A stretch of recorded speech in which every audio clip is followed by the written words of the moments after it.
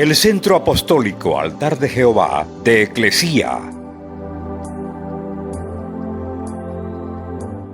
presenta lo mejor del trigo. Conduce Lourdes Bravo de Villar.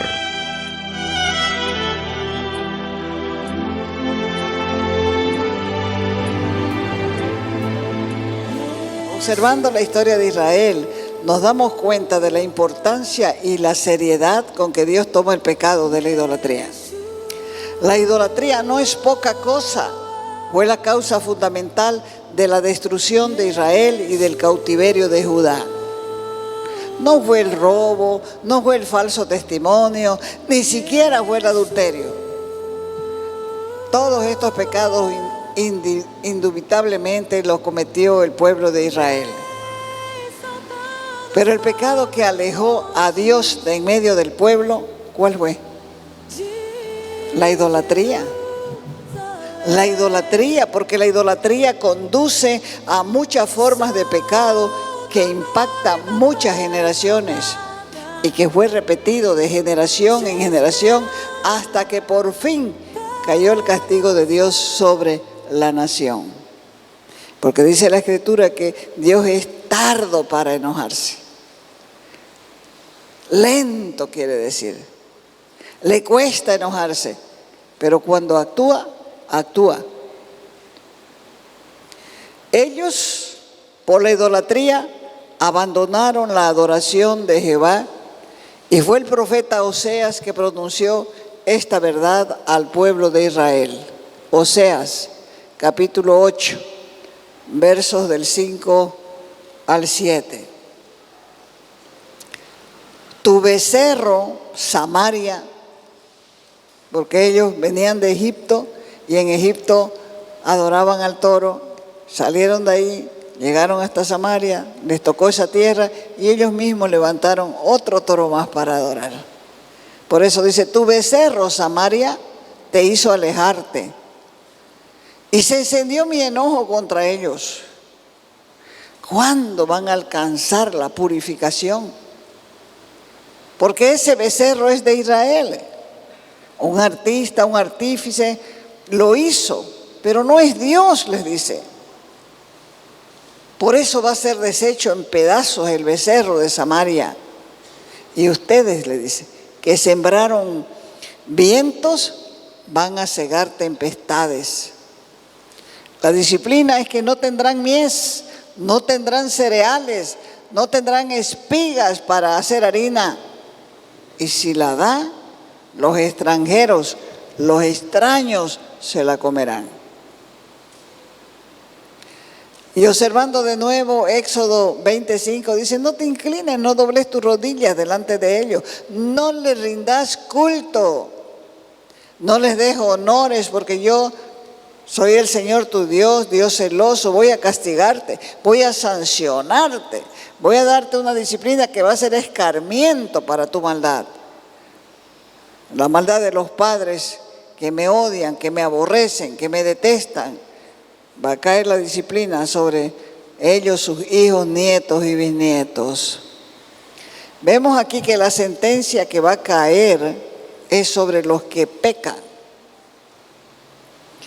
Y esa disciplina y ese castigo no viene del diablo. ¿De quién viene? De Dios. De Dios. Porque Él es el que da la advertencia.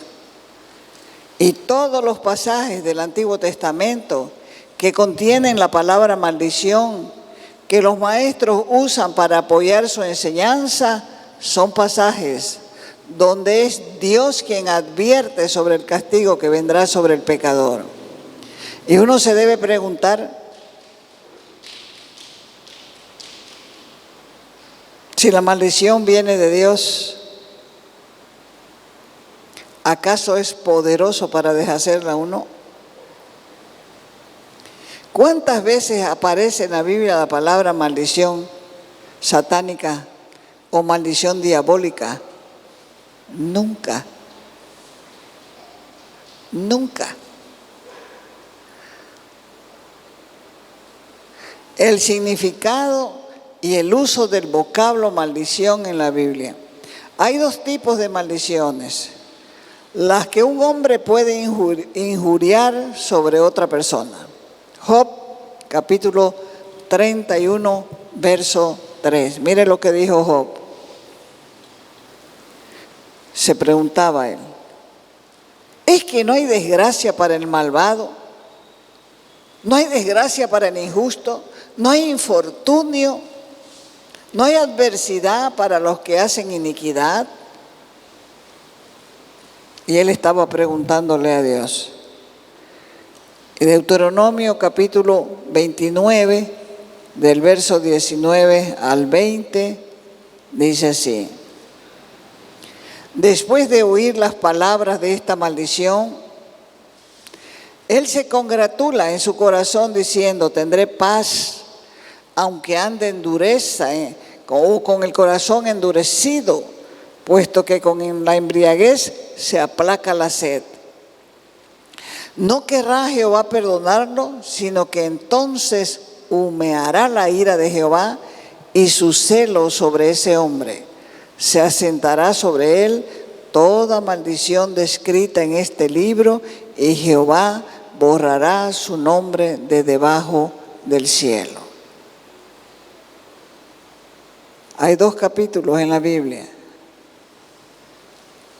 En Deuteronomio, uno habla de las bendiciones de los que sirven a Dios, y el otro habla de las maldiciones de los que lo dejan y buscan su propio camino.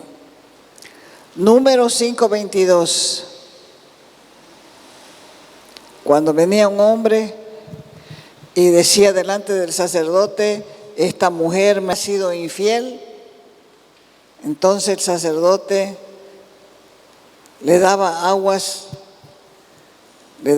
una agua especial a la mujer y vertía estas palabras: que estas aguas que den maldición entren en tus entrañas y hagan hinchar tu vientre, hagan caer tu muslo. Y la mujer dirá: amén. En Isaías 24:6 dice: por esta causa la maldición consumió la tierra y también consumió los moradores, porque los moradores fueron asolados, fueron arruinados. Por esta causa fueron consumidos los habitantes de la tierra y disminuyeron, se redujo la población. En ningún lugar declara la Biblia que es Satanás quien pronuncia estas maldiciones. Y en la narración sobre la caída de Adán y Eva, es Dios y no Satanás quien declara un estado de maldición que había sobre la tierra como fruto del pecado. Eso está en el libro de Génesis, capítulo 3, verso 17, donde el Señor Dios le dijo al hombre: por cuanto obedeciste la voz de tu mujer y comiste del árbol que te mandé, diciendo: no comerás de él, maldita será la tierra por tu causa. Con dolor comerás de ella todos los días de tu vida. Indudablemente nosotros sabemos que fue Satanás quien tentó a Eva, a la mujer. Él fue el iniciador del problema, pero la maldición sobre la tierra la pronunció Dios y no Satanás. Por lo tanto, será Dios y no Satanás quien levante esa maldición con la segunda venida de Cristo. Las maldiciones pronunciadas por los hombres efectivamente eran estimadas como algo más que un simple deseo de mala suerte para los enemigos.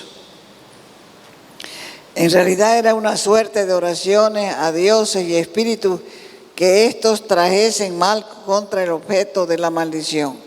Recuerden que cuando Goliat maldijo a David, él invocó sus dioses. Primera de Samuel 17:43. el filisteo dijo a David: yo soy perro para que vengas contra mí con palos. Y maldijo a David invocando a sus dioses. Sin embargo, así como las palabras de Goliat no intimidaron a David, la Biblia desconoce el poder de las maldiciones humanas y en ningún lugar advierte Dios del peligro de caer bajo una maldición pronunciada por la voluntad humana. Pero se cumplen a veces, se cumplen. Las únicas maldiciones que Dios exhorta a tomar en cuenta o a tomar en serio son las que Él mismo ha pronunciado en el bien conocido pasaje de la Biblia que habla de las bendiciones y las maldiciones. ¿Dónde está eso? Deuteronomio 28 y Deuteronomio 29. Anótese para que vea. Se da un tiempito y lo lee. No hay que olvidar que es Dios el que habla y no el diablo. Deuteronomio, vamos a ver un versículo 30, verso 19. Dice: a los cielos y a la tierra llamo por testigos hoy contra ustedes, que les he puesto delante la vida y la muerte, la bendición y la maldición. Escojan pues la vida para que vivas tú y tu descendencia. Este versículo está después, por supuesto, de Deuteronomio 28 y 29. Y según la escritura o el diccionario Vine, dice la palabra alat, que se refiere principalmente a la ejecución del juramento requerido para validar un pacto o un acuerdo. Es como en el matrimonio. Cuando usted viene al matrimonio, supuestamente, aunque no lo entienda, está haciendo un pacto delante de Dios. ¿Está jurando? ¿Está haciendo un pacto? Y por eso dice Dios en Malaquías que odian a los que repudian a sus mujeres. David afirma que el hombre malo hace juramentos buscando mal para las personas. Y en ningún momento expresa David que siente temor de esas maldiciones. Simplemente está describiendo al hombre inicuo en su ira y en su desesperación para hacer el mal. Punto 2. En cuanto a los espíritus familiares, el origen de la palabra o la expresión espíritu familiar viene de la traducción del inglés familiar spirit. Así aparece en la Biblia inglesa, en la versión King James, Rey Jaime se llama, que fue la primera Biblia que se escribió en el año 1611. Y dice en Levítico 20:27, en esa Biblia: un hombre también o una mujer que tenga un espíritu familiar o que sea brujo, a tal persona seguramente se le dará muerte, se le apedreará con piedras, su sangre estará sobre ellos mismos. Esta Biblia, que fue la primera, es la que tiene esa versión. Después en todas las demás no va a encontrar usted que diga espíritu familiar. Porque en la versión Reina Valera, el mismo texto que se escribió el año 1960 dice: y el hombre o la mujer que evocare espíritu de muertos o se entregara a la adivinación, ha de morir, serán apedreados, su sangre será sobre ellos.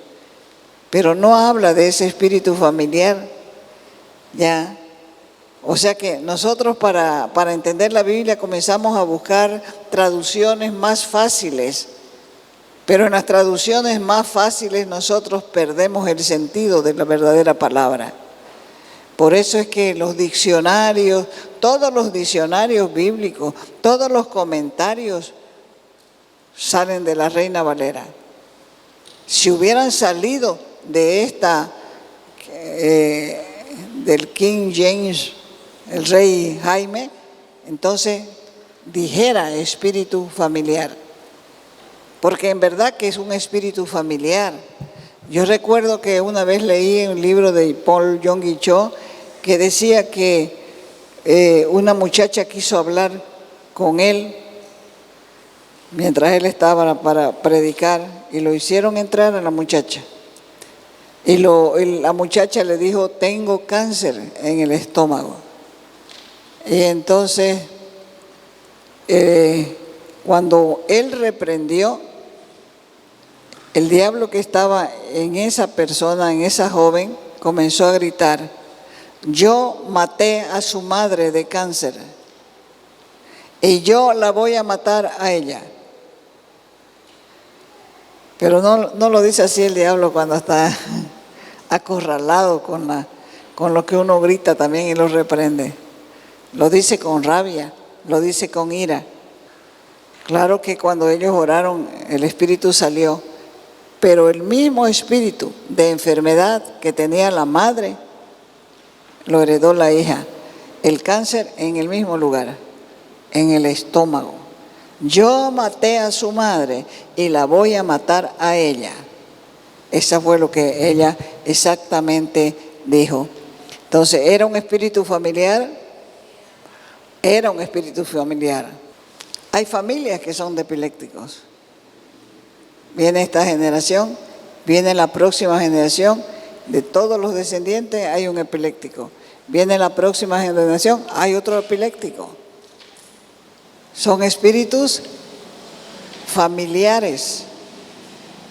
Pero la única que habla de estos espíritus familiares es esta Biblia. La primera Biblia que se tradujo el año 1611. Porque a medida que van pasando las versiones, va expresando diferente. Mire esta versión, se llama la Biblia de las Américas.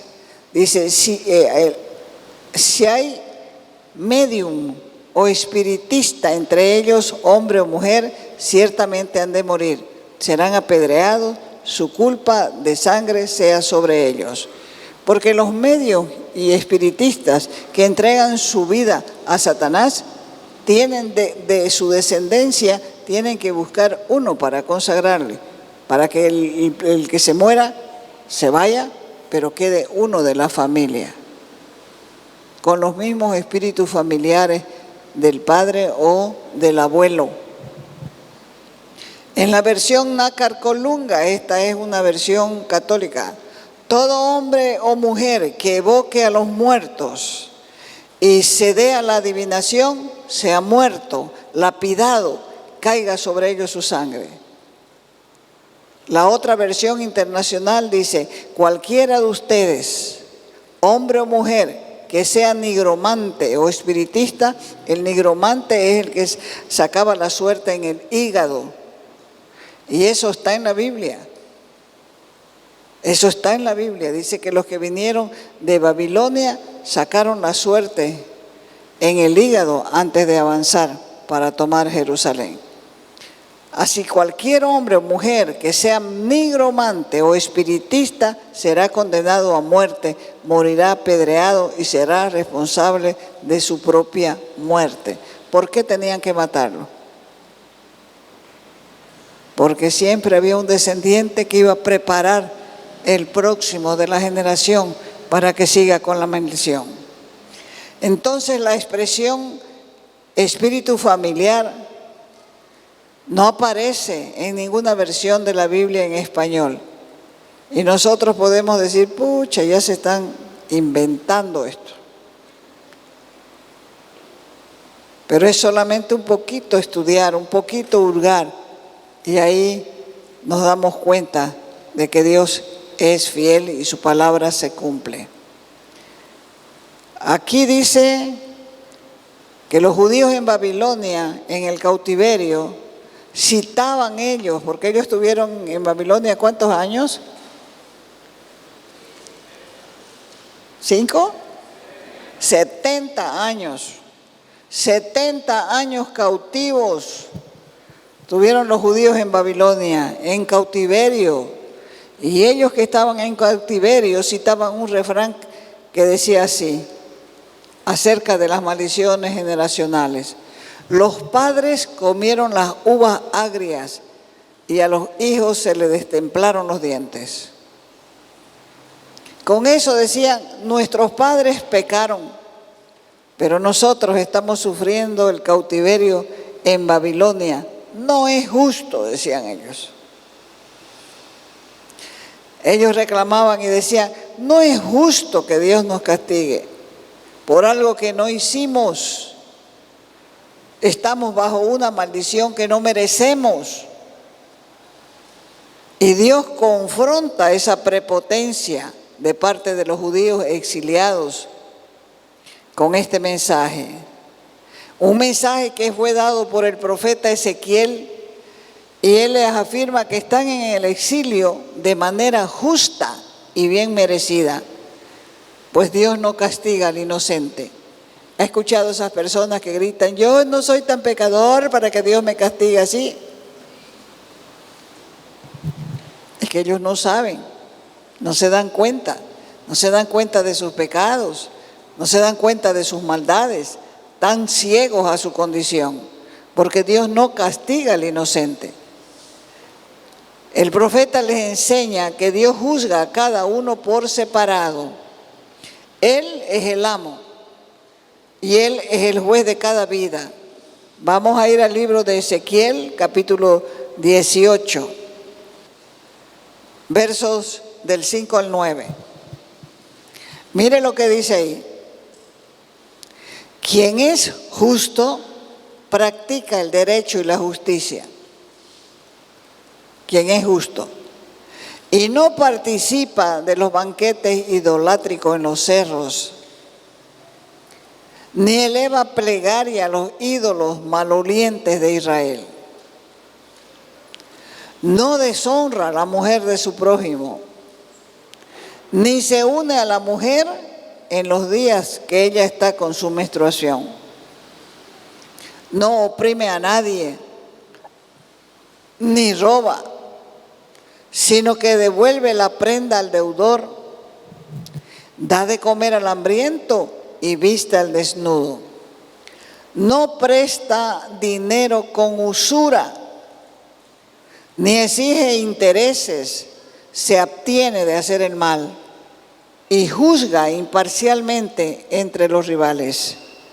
Obedece sus decretos, cumple fielmente mis leyes.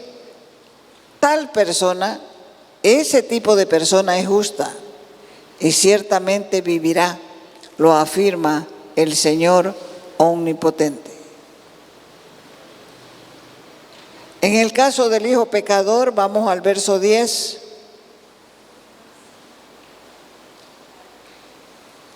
Bien puede ser que esa persona tenga un hijo violento, un hijo homicida, que no sigue el ejemplo y participe en los banquetes idolátricos en los cerros, que deshonre a la mujer de su prójimo, que oprima al pobre y al indigente, que robe y no devuelva la prenda al deudor, que eleve sus oraciones a los ídolos e incurra en actos repugnantes, que además preste dinero con usura y exija intereses. ¿Tal hijo merece vivir? Claro que no. Por haber incurrido en estos actos asquerosos, sea condenado a muerte, y de su muerte solo él será responsable. Ahora, el caso de un hijo o de un nieto, siga ahí, el capítulo 18, verso 14, adelante. Ahora bien, dice, ese hijo podría a su vez tener un hijo que observa todos los pecados de su padre, pero no los imita, pues no participa de los banquetes idolátricos en los cerros, ni eleva oraciones a los ídolos malolientes de Israel, ni deshonra a la mujer de su prójimo. No oprime a nadie, no roba, devuelve la prenda al deudor, da de comer al hambriento, viste al desnudo, se abstiene de hacer el mal, no presta dinero con usura, ni exige intereses, cumple mis leyes, obedece mis decretos. Un hijo así, dice, no merece morir por la maldad de su padre. ¿Qué es lo que merece? Vivir. Por eso dice la Escritura que Dios no es injusto. El alma que pecare, esa morirá. Ahora, en cuanto a su padre, que fue un opresor, que robó a su prójimo, que hizo lo malo en medio de su pueblo, él morirá, dice, por su propio pecado. Pero la gente pregunta, ¿por qué no carga el hijo con las culpas de su padre? ¿Sabe por qué? Porque el hijo era justo. El hijo era recto. El hijo obedeció los decretos. El hijo los puso en práctica. Entonces ese hijo merece vivir. Y aquí aparece una idea central del mensaje, en el verso 20, Ezequiel 18:20. Dice, todo el que peque merece la muerte, pero ningún hijo cargará con la culpa de su padre, ni ningún padre con la culpa del hijo. Al justo se le pagará con justicia y al malvado se le pagará con maldad.